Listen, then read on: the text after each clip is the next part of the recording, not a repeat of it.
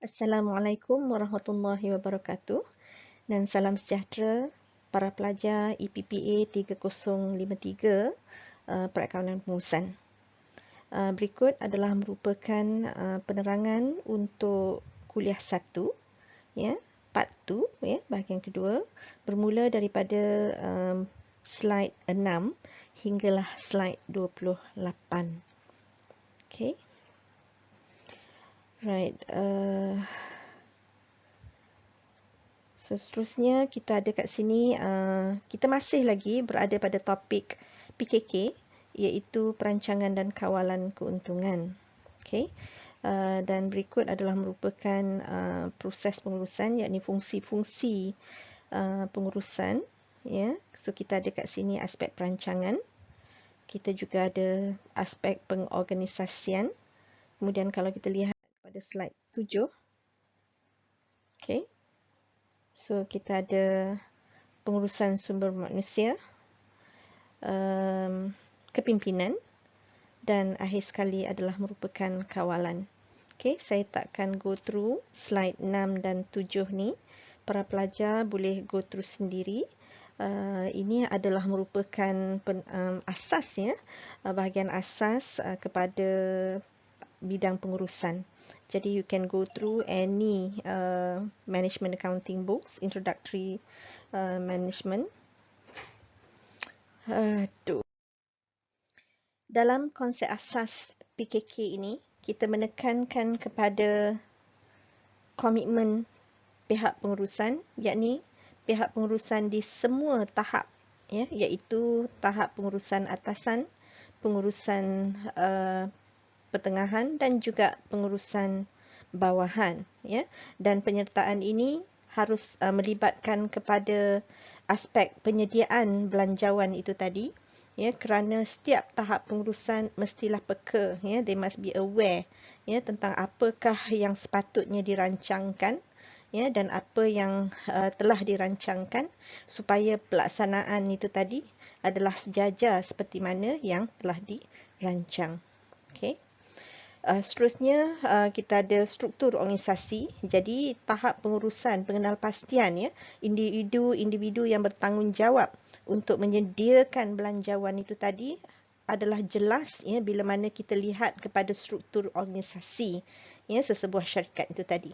Sebab dalam struktur organisasi kita akan nampak, ya, jawatan-jawatan tertentu, bidang kuasa, ya, pengurus-pengurus, ya, tertentu serta tanggungjawab masing-masing. Jadi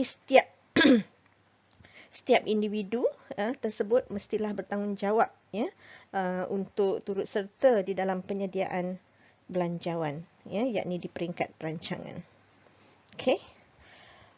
Seterusnya kita akan lihat kepada proses perancangan itu. So, terdiri daripada satunya adalah proses menetapkan objektif. Ya, so apa dia objektif saya akan terangkan nanti. Proses penetapan matlamat organisasi. Ya, kemudian kita ada perkembangan sempadan persekitaran, pembuatan keputusan, ya, pelaksanaan, ya, dan juga maklum balas, ya. Okey, so ini semua kita akan buat dalam slide yang seterusnya. Okey, aspek kawalan. Aspek kawalan adalah untuk memastikan bahawa pelaksanaan itu seperti mana apa yang telah kita rancangkan. Jadi bila kita dapati bahawa terdapat perbezaan di antara, ya, apa yang kita rancang dengan apa yang kita laksanakan, maka tindakan pembetulan, ya, perlulah dilakukan. So kalau kita lihat kat sini, kita juga perlu menyediakan laporan berkala, ya, dan juga laporan-laporan khusus tertentu untuk melihat, ya, prestasi pelaksanaan itu tadi. Okay. So kalau kita perincikan lagi, ya, jenis-jenis kawalan, kita ada kawalan awal, feed forward, and then kita ada serentak, concurrent, and then we have maklum balas, ya, ataupun feedback. Okay. So kawalan awal ni sebagai contoh lah, ya. Katakan kita dalam proses pengeluaran, Jadi kita memerlukan input-input kepada pengeluaran. So contohnya berapa banyak bahan yang kita perlu masukkan, ya, berapa jenis bahan, ya, harga bahan dan sebagainya. Jadi di peringkat awal itu lagi kita telah pun membuat perbandingan, ya, di antara apa yang kita rancang dengan apa yang telah kita masukkan, ya, di dalam proses pengeluaran itu tadi. So itu adalah merupakan contoh feed forward control. Juga kita ada concurrent control. So dalam proses perkilangan itu tadi, maknanya setelah bahan itu dimasukkan dan kita akan lakukan proses pengeluaran. So sewaktu proses pengeluaran berlaku, kita akan lakukan proses kawalan. Maknanya melihat sama ada, ya, proses kawalan yang sedang berjalan itu tadi seperti mana yang telah kita tetapkan, ya, dalam SOP. Okay, so that will be a concurrent control. And of course, last sekali adalah feedback. Ini hanya akan dilakukan setelah semua, ya, proses pengeluaran itu lengkap, siap. So ini basically focusing on output. Ya, jadi pada tahap output, ya, so kita akan dapatkan maklum balas. Tengok, ya, produk kita yang kita hasilkan itu adakah ianya sempurna menepati spesifikasi. Ya, jadi sometimes, ya, in choosing the kind of control, ya, that we have to do, there are organizations that focuses on only feed forward, some focuses on only concurrent, and some focuses on feedback. The idea is, orang kata, kalaulah contoh, ya, mereka yang katakan melakukan kawalan awal, ya, dan yang melakukan kawalan serentak. So bila dikatakan kawalan itu adalah di pihak awal dan juga di pihak semasa pelaksanaan, maka output, ya, itu tadi mungkin tidak lagi perlu kita, ya, kawal, ya, kerana apa, ya, kerana kita dah kawal di peringkat awal dan juga semasa. So it's a choice lah, ya, but of course most organizations they will go for feedback control, ya, maknanya setelah semua siap, ya, dilaksanakan barulah proses membandingkan pelaksanaan dengan perancangan itu dilakukan. Okey, so kalaulah berlaku, ya, masalah dari segi pelaksanaan dan masa ketika itu baru tindakan pembetulan hendak dilakukan, maka ada kemungkinan besar, ya, kos yang akan dilibatkan dalam proses tindakan pembetulan itu mungkin akan menjadi agak tinggi. Okey. Konsep asas PKK ini juga menekankan kepada aspek koordinasi, ya, memastikan bahawa setiap fungsi di dalam organisasi itu tadi bekerjasama, ya, bukan sahaja di peringkat perancangan tetapi juga di peringkat pelaksanaan, ya. Jadi koordinasi ini adalah sangat penting, ya, di kalangan setiap, ya, division, ya, ataupun jabatan dalam organisasi tersebut. Okey, dari segi saluran komunikasi, ya, ia bersifat dua hala, ya, yakni di antara penyedia belanjawan dengan pelaksana belanjawan. Jadi sekiranya apa yang dikomunikasikan itu tidak jelas, ya, sama ada di dalam bentuk perancangan yang telah belanjawan, ya, yang telah disediakan secara bertulis itu tadi, ya, tidak jelas, maka pelaksanaan itu juga akan menjadi tidak jelas. Okey. Kemudian dari segi rancangan, ya, rancangan keuntungan, kita ada rancangan keuntungan strategik merujuk kepada rancangan jangka panjang, ya. Jadi kita juga akan membuat perancangan jangka panjang, contohnya 3 tahun daripada sekarang. Berapakah jangkaan hasil, ya? Berapakah jangkaan belanja? Berapakah jangkaan keuntungan, ya, yang bakal kita perolehi 3 tahun daripada sekarang. Daripada perancangan jangka panjang inilah kita akan perincikan, ya, kepada perancangan taktikal. Ya, contohnya kita menyediakan perancangan jangka panjang untuk tahun 2021, 22 dan 23. Maka untuk perancangan taktikal kita akan perincikan, ya, bagi tahun 2021. So perancangan yang kita detailkan ini, ya, boleh bersifat bulanan, Januari, Februari, Mac sehinggalah Disember, ataupun kita boleh sediakan secara sukuan. Contohnya macam dalam kes SMC, untuk Januari, Februari, Mac diperincikan mengikut bulanan, tapi bulan-bulan berikutnya April, Mei, Jun jadi sukuan kedua, ya. Julai, Ogos, September jadi sukuan ketiga dan seterusnya.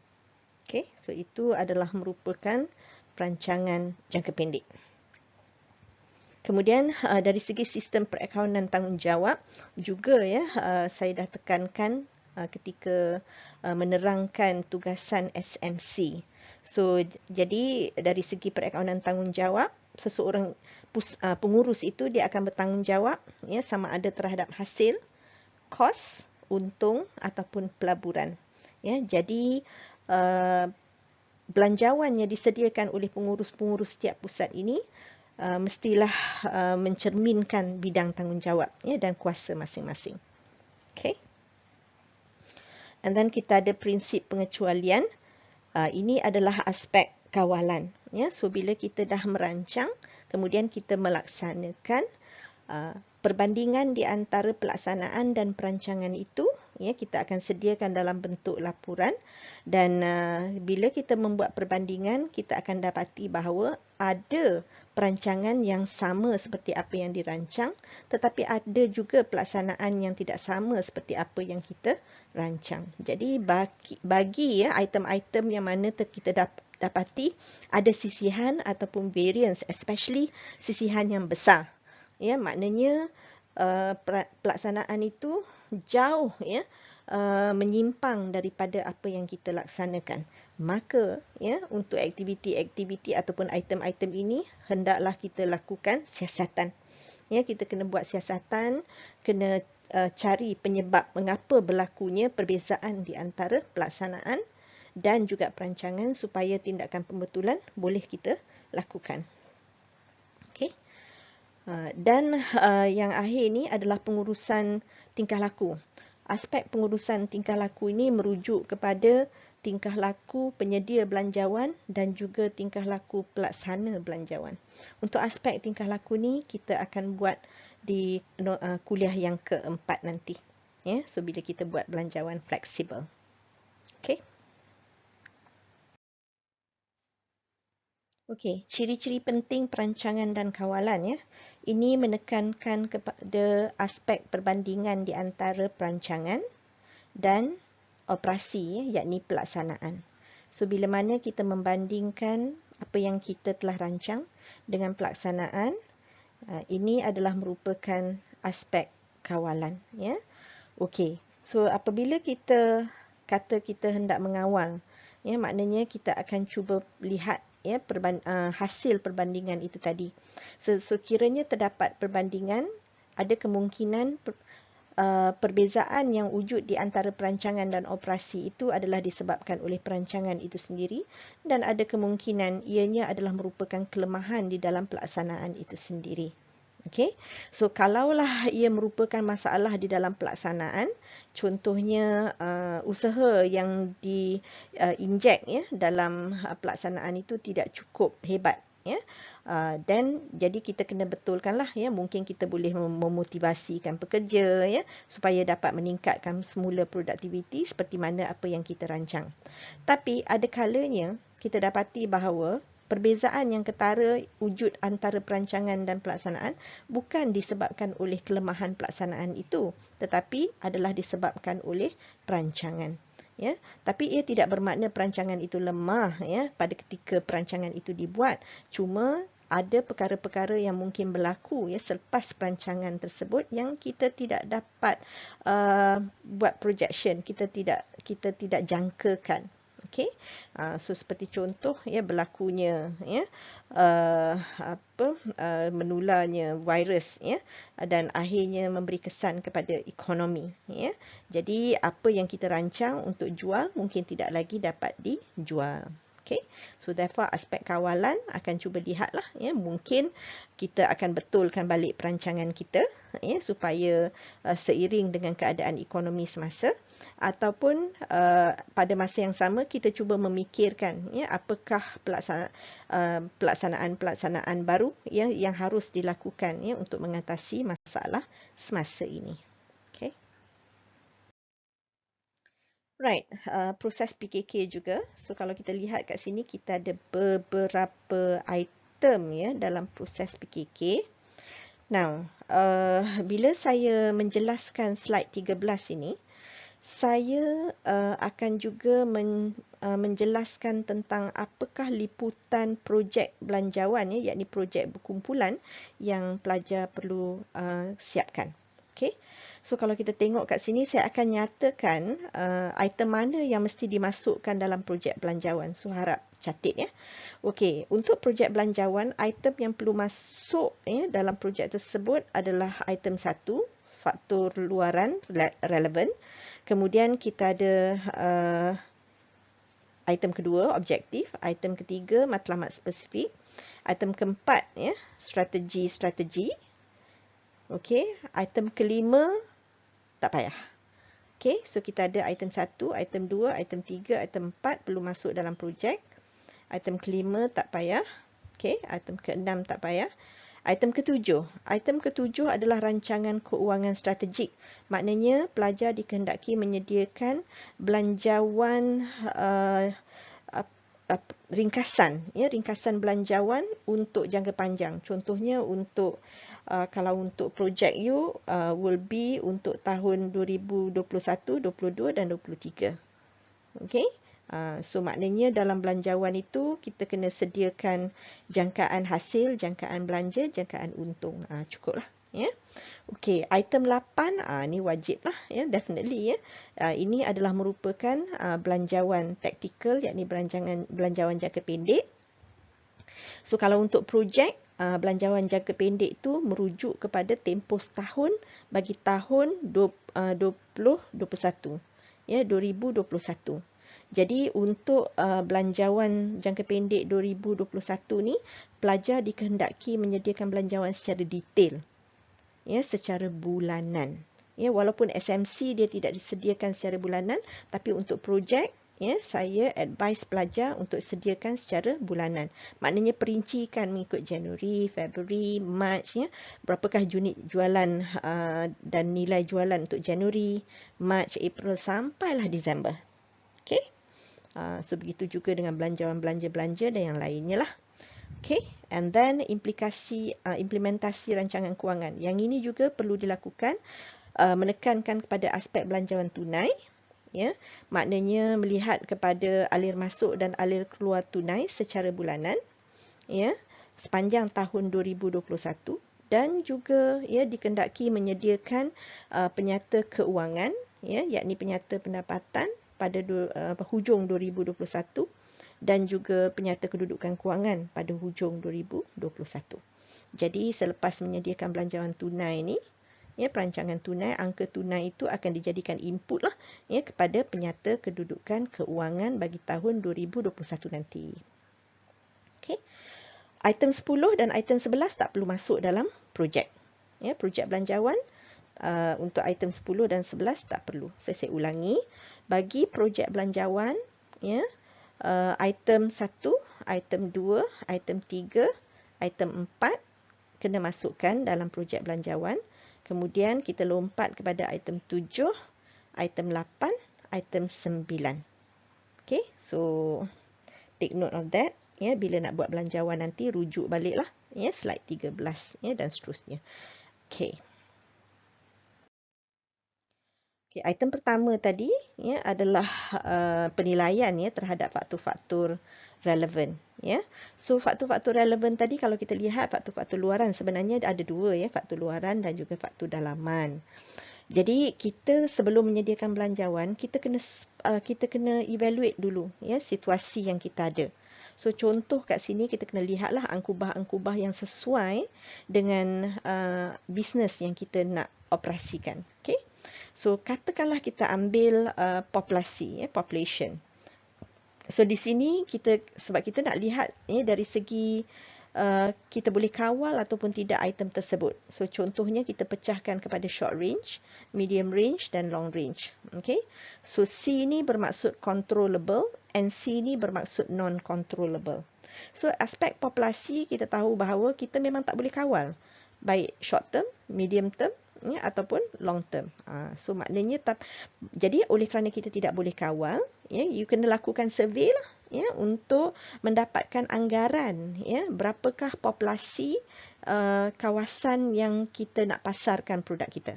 So jenis produk kita, ya, so katakanlah kita nak mengeluarkan tudung, of course, ya, kalau nak mengeluarkan tudung maka populasi lelaki tak relevan lah, ya, jadi populasi wanita saja. Dan kalau kita nak jual katakan di kawasan utara saja, so maknanya yang you akan dapatkan ialah populasi kawasan utara sajalah, jadi yang relevan. Ya, so itu akan menjadi input kepada penyediaan belanjawan, ya, tak kiralah sama ada belanjawan belanja ataupun belanjawan hasil.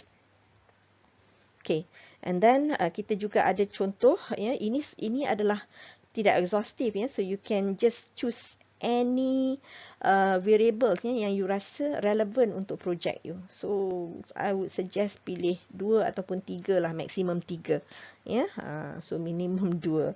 So contoh competitive activities. Competitive activities ni maknanya kita kena lihat kepada pesaing kita. So dari segi short term, kalau kita tengok kat sini, non-controllable, ya, maknanya kita tidak dapat kontrol, ya. Dari segi medium range pun kita tak dapat kontrol sebab ini melibatkan kepada competition, ya, bukan syarikat kita. So of course it is something that you cannot control, but you must be aware, ya, oh ni sesuatu yang saya tak boleh kontrol, tapi saya perlu sedar, ya, apakah competitive activity, adakah saya ni syarikat kecil ataupun saya ni syarikat besar, ya, berbanding dengan kompetitor kita, adakah they are more powerful than me, ya, than our company. Kalau powerful in terms of apa, in terms of quality, in terms of price, so those are the things that you really, ya, have to do survey. So untuk you punya projek pun you kena faham, ya, maknanya you kena, walaupun projek ini adalah merupakan something that you hypothesize, ya, maknanya benda yang bukan berlaku di keadaan nyata, you andaikan bahawa, oh kalaulah saya hendak buka syarikat, ini adalah bisnes yang saya nak buat. Jadi you kena buat projection lah, ya, tentang siapa competitor you, ya, dan you kena cuba, ya, jangkakan, ya, dari segi kelebihan, kekurangan. Is something like a SWOT analysis. Alright, okay.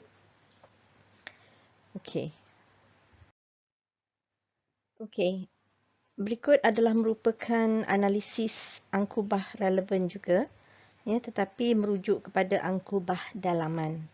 Okay, sebagai contoh, ya, employees dari aspek quality. Okay, so kalau kita lihat di sini, kita ada controllable, non-controllable. So dari segi short term, dikatakan ianya non-controllable. Ini adalah contoh ini, ya. Kalau untuk you punya projek, you kena tengoklah, ya, dari segi kesesuaian. Okay, so maksudnya di sini ialah, ya, sekiranya ia tidak boleh dikawal dalam tempoh jangka pendek, ya, berkemungkinan besar kepakaran yang diperlukan, ya, daripada kaki tangan pekerja itu tadi, kita tidak dapat perolehi selagi kita tidak memberikan mereka latihan.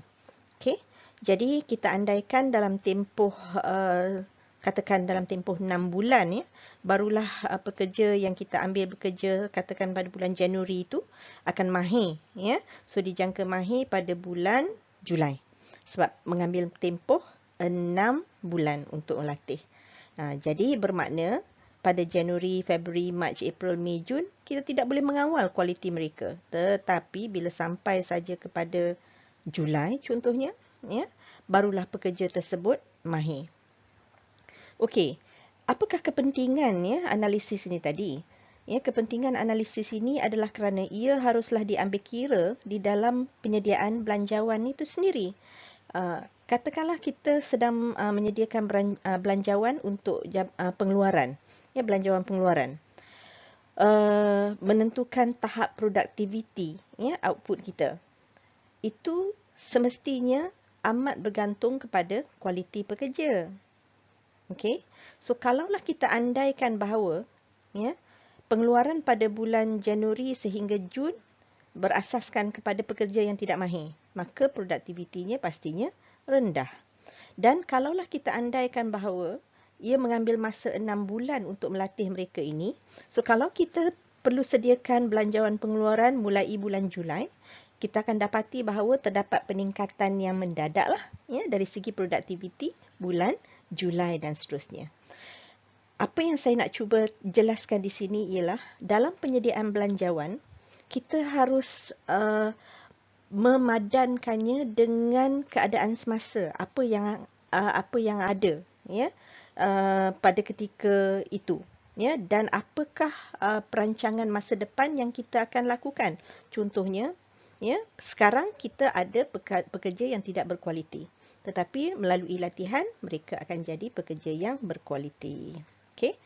So, contoh yang kedua, ini adalah dari segi kuantiti. So, kalau kita tengok contoh kat sini, dari segi short range, memang dah controllable.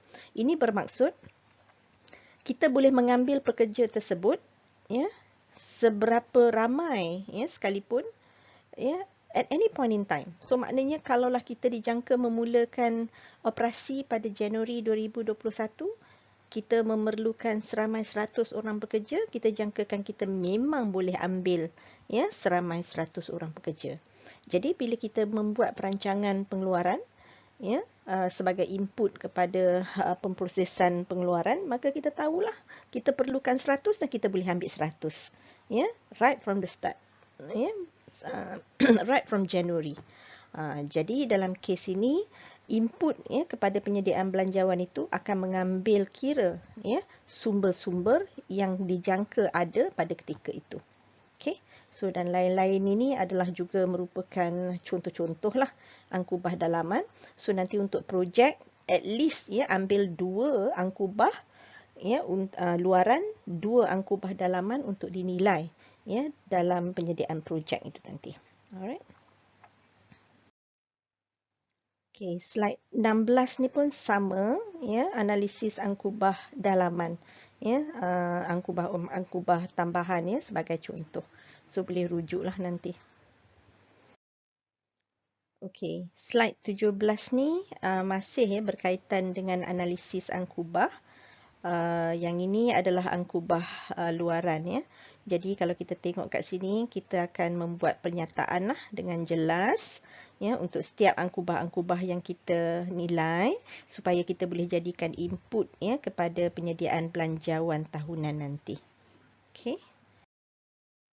Okey, selesai dengan analisis angkubah relevan untuk luaran dan dalaman, kita akan teruskan proses PKK ini ya dengan setiap satu ni lah ya bermula dengan mengenal pasti ya objektif ya organisasi kemudian specific goals ya strategies dan seterusnya. Okey. So kita akan mulakan dengan analisis faktor relevan, kita dah selesai. Kemudian kita akan teruskan dengan pembentukan objektif. Alright. So pembentukan objektif ini semua adalah merupakan basic knowledge of management. Okay, so objektif adalah merupakan satu kenyataan yang dinyatakan secara naratif. Okay, sebagai contoh, increase share of market and expand into manufacturing and selling of model A. Ya, so dia secara naratif saja. Ya, maknanya increase share of market. Tapi dia tak cakap ya increase sebanyak mana. Expand into manufacturing and selling of model A ya, tapi dia tak jelaskan expand di mana, banyak mana dan sebagainya. Ya, so it's a very broad statement. Ya, so untuk projek you juga you kena tentukanlah apakah objektif ya business you. Alright. So ni adalah merupakan lain-lain objektif. So dalam objektif mungkin ada kita senaraikan beberapa objektif yang kita fikirkan paling relevan ya untuk bisnes kita. Dan untuk setiap objektif ini kita perlulah rangkakan strategi-strategi untuk tujuan pelaksanaan. Dan pelaksanaan itu tadi ya kita jangkaan pelaksanaan itu tadi kita mesti terjemahkan dalam bentuk perancangan iaitu belanjawan. Okey. Dan lain-lain, kita ada improve quality of management at all levels. So, bagaimana, apa strategi yang kita nak bentuk. Jadi, kalaulah kita katakan, oh kita nak lakukan training. Maknanya, belanja training tu mestilah kita jadikan sebagai satu item penting dalam penyediaan belanjawan. Ya, so maknanya berapakah anggaran belanja latihan yang kita nak masukkan dalam bajet kita. Ya, sebab kalau tidak, objektif yang kita dah bentuk ini tidak akan dapat dicapai. Make the company a more interesting place to work. So maknanya apa strategi syarikat? Ya, jadi sebelum maknanya kita nak decorate, kita nak cat. So semua ni adalah merupakan item-item belanja. So it has got to be reflected in our budget for 2021. Okay, dan seterusnya. Alright, yang ketiga adalah pembentukan matlamat khusus. So kalau yang broad objektif tu dia tak spesifik, ya, dari segi angkanya, amountnya, ya, bila nak dicapai dan sebagainya tak ada. Tetapi untuk matlamat khusus, maknanya kena perincikan. Contohnya, dia mestilah boleh diukur. Ya. For example, growth in service revenue of 8% per year. Ya, so dinyatakan satunya 8%, satu lagi bila, ya, setiap tahun. Begitu. Okay. Return on owner's equity of 20%. Ya, so maknanya tahunan lah. Ini manufacturing of new model. Ya, so dinyatakan. Ya, it can be more specific model apa dan apakah jangkaan hasil untuk setiap model. Boleh diperincikan dalam matlamat khusus ini. Okay.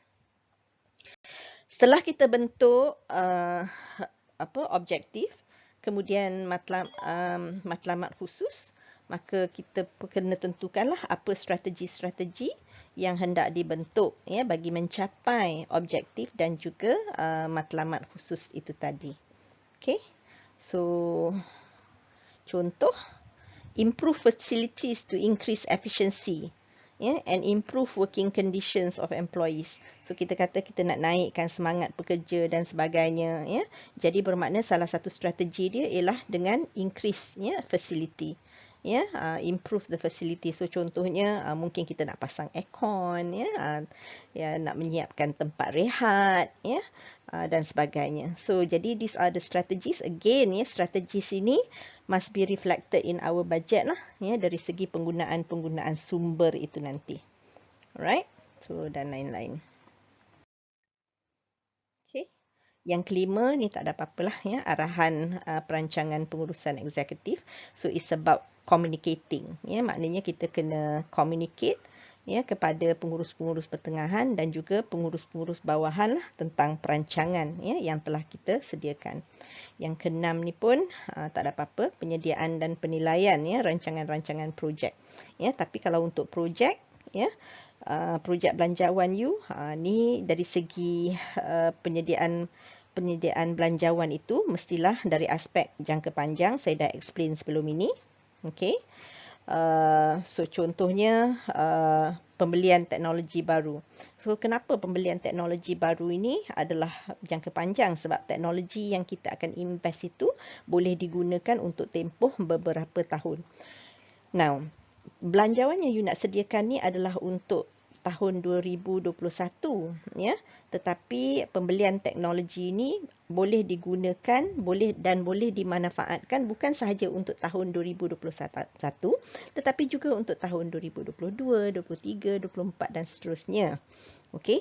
So kalaulah you menyediakan belanjawan jangka pendek, yakni untuk tempoh tahun 2021, mungkin pembelian teknologi baru ni akan melibatkan alih tunai keluar.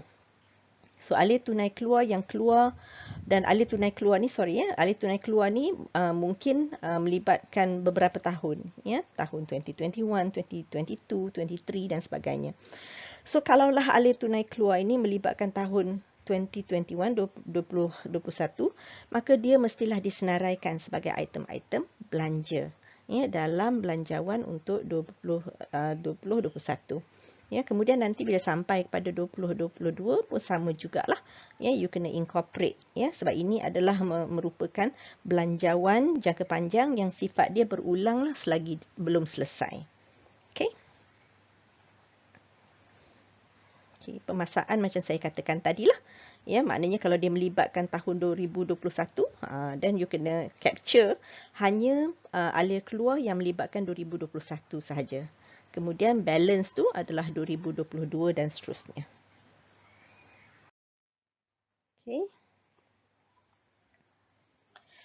Right.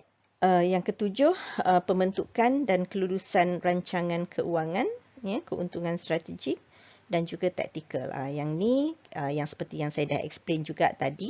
So, untuk strategik, kita kena buat pelunjuran untuk, say, 3 tahun ke 5 tahun ke, ya. Jadi, contohnya kita akan sediakan penyata pendapatan untuk 2021, 2022 dan 2023. Ya, penyata pendapatan tu adalah merupakan summary. Ya, tak perlu kita perincikan mengikut bulanan lah sebab dia strategik. Ya, jangka panjang. Jadi, you kena buat jangkaan jualan untuk tahun 2021. Bandingkan pula dengan jangkaan belanja untuk 2021 dan berapakah jangkaan untung untuk 2021. Kemudian buat projection pula untuk 2022. Kemudian 2023. So, the same thing lah. Tapi dia secara ringkasan, ya, maknanya secara jumlah, secara aggregate, ya, yang bakal dilibatkan untuk sepanjang tahun. Manakala untuk taktikal pula, yang ini adalah merupakan perancangan yang kita akan perincikan lah, ya, mengikut bulanan bagi tahun 2021. Ya, so untuk for your project pun macam itulah. Ya, untuk 2021 you kena perincikan mengikut bulanan. So kita ada perancangan keuntungan dan juga keuangan, ya. Maknanya dari segi operasi dan juga belanjawan keuangan. Operasi ni kita akan ada belanjawan hasil, ya, dan juga belanjawan belanja-belanja, ya. Kemudian keuangan ni kita akan ada belanjawan tunai, kita ada belanjawan penyata pendapatan dan juga penyata kedudukan keuangan.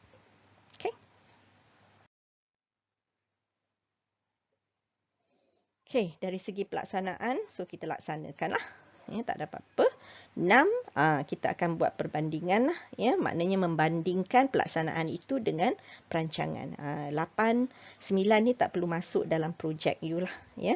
So nanti bahagian 9 ni kita akan buat dalam kuliah keempat, ya. Okey.